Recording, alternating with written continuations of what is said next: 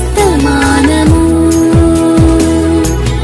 వినుమా ప్రియ నేస్తమా, విని నీవు ప్రభుని విశ్వసించుమా. వినుమా ప్రియ నేస్తమా, విని నీవు ప్రభుని విశ్వసించుమా. Praise the lord. దేవునికి స్తోత్రం. అనుదిన మన్నా అనే ఈ ఆధ్యాత్మిక కార్యక్రమాన్ని వీక్షిస్తున్న ప్రియ సోదరి సోదరులారా, మన ప్రభువును రక్షకుడునైన యేసు క్రీస్తు అతి శ్రేష్టమైన నామములో మీ అందరికీ శుభాలు వందనాలు తెలియజేయుచున్నాను. ఈ శ్రేష్టమైన సమయంలో దేవుని పరిశుద్ధ గ్రంథంలో నుండి కీర్తనల గ్రంథం 145వ కీర్తన 14వ వచనం, యెహోవా పడిపోవు వారినందరినీ ఉద్ధరించువాడు, కృంగిపోయిన వారినందరినీ లేవనెత్తువాడు. ప్రభునందు ప్రియ దేవుని యొక్క బిడలారా, చదవబడిన లేఖన భాగంలో మన దేవుడు చేసే ఒక అద్భుతమైన పని ఇక్కడ కనబడుతుంది. మన దేవుడు పడిపోయిన వారిని, కృంగిపోయిన వారిని లేవనెత్తువాడు. నిజమే, ఈ భూలోకంలో శరీర సంబంధంగా ఆధ్యాత్మికంగా చాలా మంది పడిపోయిన స్థితిలో ఉన్నారు. ఎందుకనగా చాలా మంది వారి జీవితాలలో శరీర సంబంధంగా ఆరోగ్యపరంగా పడిపోయిన పరిస్థితి, ఆర్థికంగా పడిపోయిన పరిస్థితి, వ్యాపార పరంగా పడిపోయిన పరిస్థితి, కుటుంబంలో ఐక్యత పరంగా పడిపోయిన పరిస్థితి, సంతోష విషయములో పడిపోయిన పరిస్థితి. ఈరోజు ఏ ఒక్కరికి నెమ్మది లేనటువంటి పరిస్థితులు, శరీర సంబంధంగానే కాదు కానీ ఆధ్యాత్మికంగా భక్తి జీవితంలో కూడా చాలా మంది పడిపోయిన స్థితిలో ఉన్నారు. ప్రార్థన జీవితంలో, దేవుని వాక్యాన్ని చదివే విషయంలో, విశ్వాస విషయములో, ప్రేమ విషయములో, పరిశుద్ధత విషయములో, నమ్మకత్వం విషయంలో అనేక మంది పడిపోయిన స్థితిలో ఉన్నారు.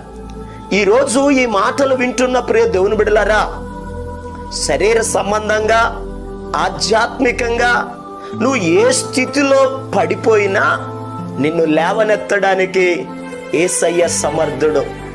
ఆయన సర్వశక్తి కలిగిన దేవుడు. వాక్యంలో రాయబడి ఉంది, మొదటి సమూయేలు గ్రంథం 2వ అధ్యాయం 7వ వచనంలో రాయబడి ఉంది, కృంగజేయువాడును లేవనెత్తువాడును ఆయనే అని వాక్యం చెప్తుంది. ఆయన లేవనెత్తే దేవుడు. అందుకే కీర్తనాకారుడు 41వ కీర్తన 10వ వచనంలో దేవునికి ప్రార్థన చేస్తున్నాడు, యెహోవా నన్ను కరుణించి లేవనెత్తుము అని అంటున్నాడు. ఒక వ్యక్తి దేవుని సన్నిధిలో ప్రార్థన చేస్తే, ఆయన వైపు తమ చేతులను చాపితే ఆయన వారిని లేవనెత్తే దేవుడు. యేసుక్రీస్తు ప్రభు సముద్రం మీద ఆయన నడుస్తున్న సమయంలో పేతురు కూడా యేసు వైపు చూస్తూ 2 అడుగులు వేశాడు. ఆయన వెనక్కి తిరిగినప్పుడు గాలిని చూచి మునిగిపోసాగినని వాక్యంలో రాయబడి ఉంది. ఆ మునిగిపోతున్న పేతురు యేసయ్య వైపు చెయ్యి అందించి కేకలు వేస్తున్నాడు, ప్రభువా నన్ను రక్షించుము.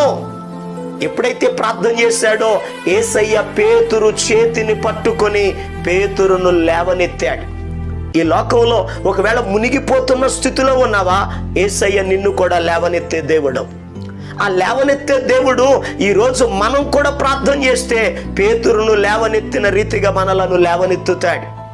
ఒక వ్యక్తిని ఏ విషయంలో ప్రభు లేవనెత్తుతారో పరిశుద్ధ గ్రంథంలో నుండి 2 విషయాలను జాగ్రత్తగా ధ్యానం చేద్దాం. యోబు గ్రంథం 5వ అధ్యాయం 11వ వచనాన్ని మనం చదివితే అక్కడ ఒక అద్భుతమైన మాట రాయబడి ఉంది, ఆయన దీనులను ఉన్నత స్థలములలో నుంచును, దుఃఖపడు వారిని క్షేమమునకు లేవనెత్తును. ప్రభునందు ప్రియ దేవుని బిడ్డలారా, లేవనెత్తే దేవుడు ఎందుకు మనలను లేవనెత్తుతాడు అని అంటే, దుఃఖపడుతున్న మనలను క్షేమము కొరకు లేవనెత్తుతాడు.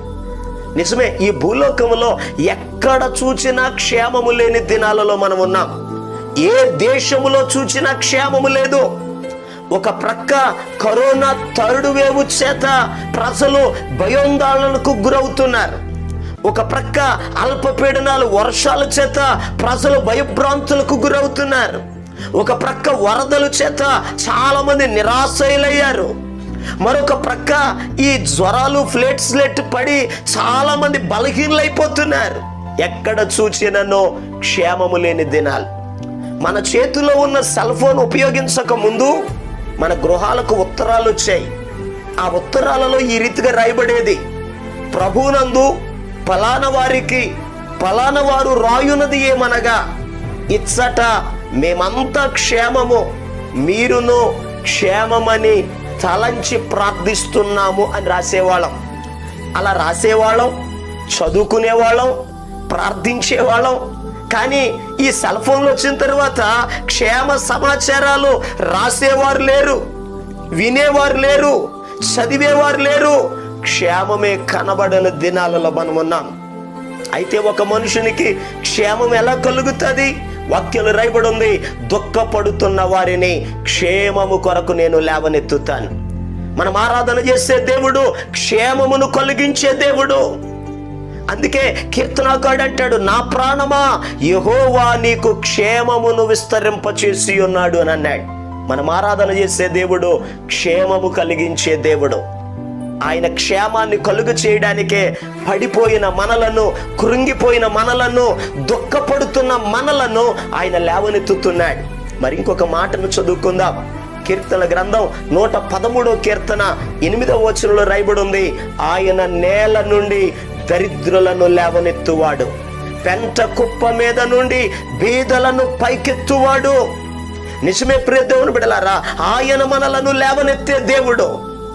ఆయన ఆశీర్వదించుటకు లేవనెత్తుతున్నాడు.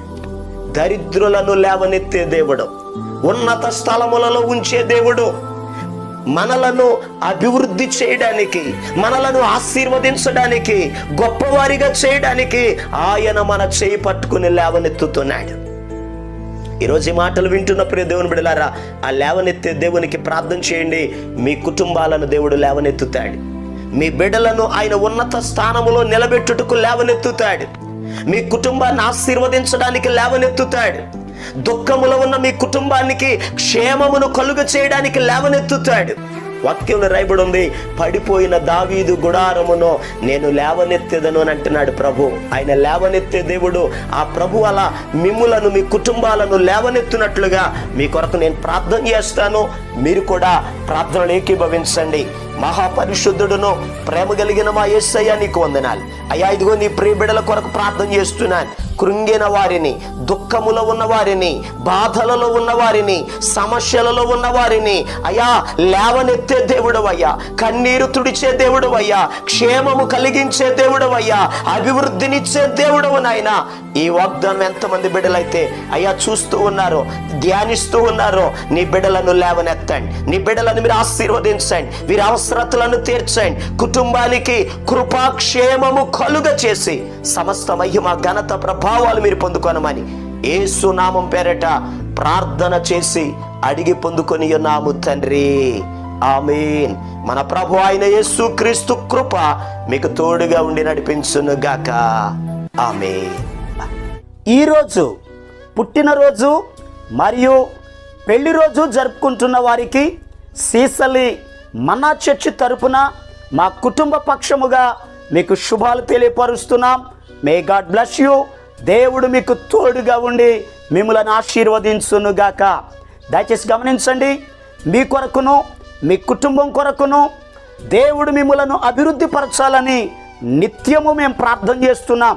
ఏమైనా ప్రార్థన అవసరతలు ఉన్న యెడల ఈ స్క్రీన్ మీద కనబడుతున్న నెంబర్కి ఫోన్ చేసి తెలియపరచండి. ప్రియ దేవుని బిడ్డలారా, అనుదిన మన్నా అనే ఈ వర్తమానాలు మీ స్నేహితులకు, మీ బంధువులకు కూడా షేర్ చేయండి. మన్నా చర్చ్ సీసలి అనే ఈ యూట్యూబ్ ఛానల్ను సబ్స్క్రైబ్ చేయండి. అందరికీ వందనాలు. హోరుగాలులు వీచగా తుఫానులు చెలరేగగా మాట మాత్రం సెలవీయగ నిమ్మళమాయెనుగా. యేసేని నావిక భయము చెందకు నీవిక, యేసేని రక్షక కలత చెందకు నీవిక. కళ్ళల్లో కన్నీరెందుకు, గుండెల్లో దిగులెందుకు, ఇక నీవు కలత చెందకు. నెమ్మది లేకున్నదా